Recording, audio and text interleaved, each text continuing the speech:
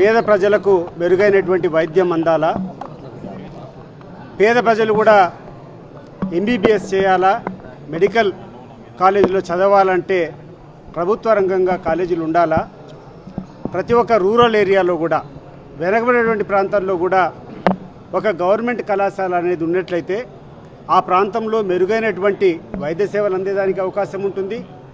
రెండవది, పేద విద్యార్థులు ఎవరైతే అత్యధికంగా డొనేషన్లు కట్టలేరో వాళ్ళకందరికీ కూడా సీట్లు వచ్చేదానికి అవకాశం ఉంటుంది.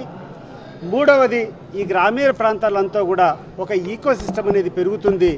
తద్వారా ప్రోగ్రెస్ అనేది కానీ డెవలప్మెంట్ అనేది కానీ వస్తుందనేటువంటి ఒక మంచి సంకల్పంతో ఆ రోజు జగన్మోహన్ రెడ్డి గారు ఈ 17 వైద్య కళాశాలను ప్రారంభించడం జరిగింది. ఏదో కుంటి సాకులు చెప్పి ఈ ప్రభుత్వం వచ్చిన తర్వాత జగన్మోహన్ రెడ్డి గారికి మంచి పేరు వస్తుంది ఈ కళాశాలలు ఓపెన్ చేస్తే అనేటువంటి ఒక దుర్భావంతో వీటన్నిటి కూడా అడ్డుకోవడం జరిగింది. ఈ సందర్భంగా ఇప్పుడున్నటువంటి కూటమి ప్రభుత్వానికి ఒక స్పష్టమైనటువంటి హెచ్చరిక చేయదలుచుకున్నాం. గ్రామాలకన్నిటికీ తిరిగి 1 కోటి సంతకాలు వైఎస్ఆర్ కాంగ్రెస్ పార్టీ సేకరించింది.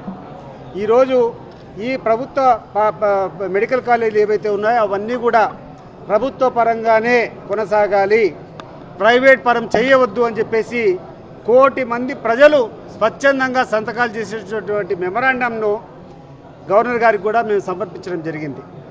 కాబట్టి ఇప్పటికైనా విఘ్నత తెచ్చుకొని పంతాలకు పోకుండా పార్టీల మీద లేకుండా ప్రాంతాల మీద విభేదాలతో నీకు ఈ ప్రాంతం రాయలసీమ ప్రాంతం నచ్చలేదనో జగన్మోహన్ రెడ్డి గారు నచ్చడం లేదనో అని చెప్పేటువంటి విధానంతో మంచి విధానం ఏదైతే జగన్మోహన్ రెడ్డి గారు తీసుకొని వచ్చారో దాన్ని కొనసాగించవలసిందిగా, అది కాకుండా అన్నిటికంటే జగుర్పమైనటువంటి విషయము, సిగ్గుకరమైనటువంటి విషయం ఏంటంటే 2024-2025లో 50 మెడికల్ సీట్స్ను ఈ కాలేజీకు అలాట్ చేయడం జరిగింది.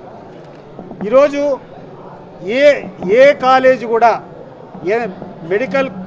మెడికల్ కౌన్సిల్ ఆఫ్ ఇండియా వాళ్ళు ఎంసీఐఏ చేసేటువంటి ఎన్ఎంసీఐ వాళ్ళు చేసేటువంటి ప్రతిపాదనను ఆనర్ చేయకుండా వదులుకునేటువంటి చేతగాని ప్రభుత్వం ఏదైనా ఉందంటే ఇది మొట్టమొదటిది.